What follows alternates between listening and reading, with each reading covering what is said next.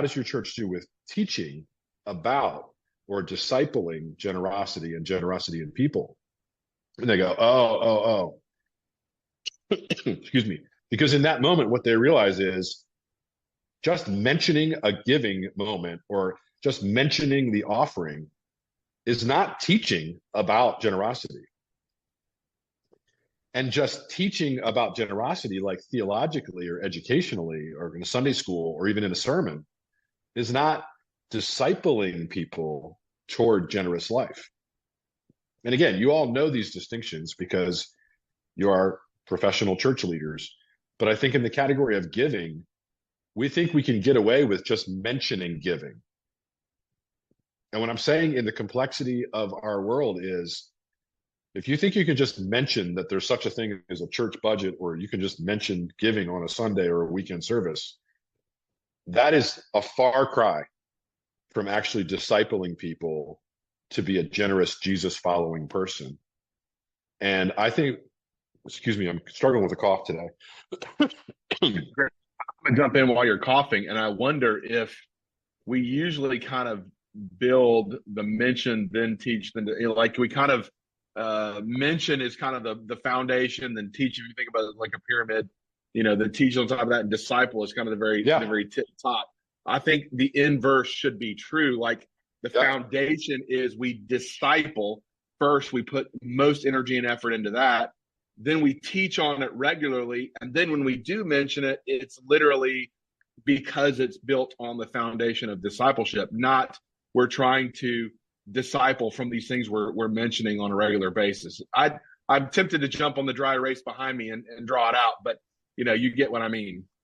That's great, Brian. As a matter of fact, I'm going to start teaching what you just said, and I'm going to pretend like it was my idea. So I just want you to know. That's what I do as a professional consultant. I give other people ideas they can own. So hey, here's the thing, and Brian's right on. And pastors and leaders on this call, I don't expect that you are the person that's doing all of that discipling. I just want you to hear me.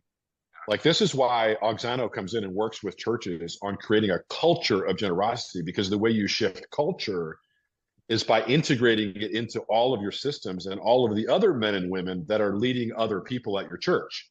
So I'm talking Sunday school leaders and life group leaders and small group leaders and youth leaders.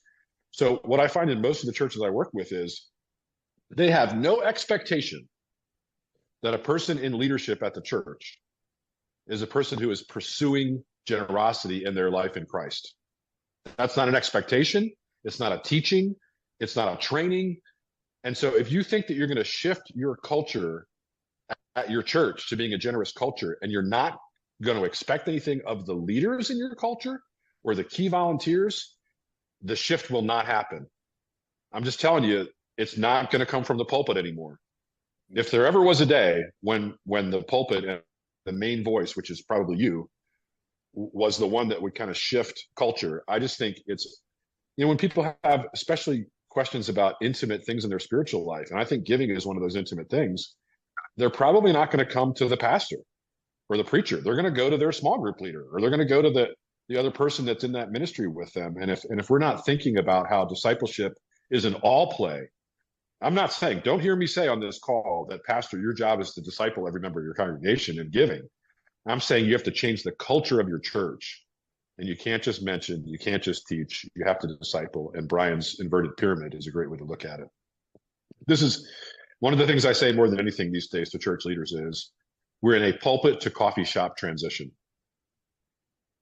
Meaning we have to be thinking this is knee to knee, nose to nose conversations with people.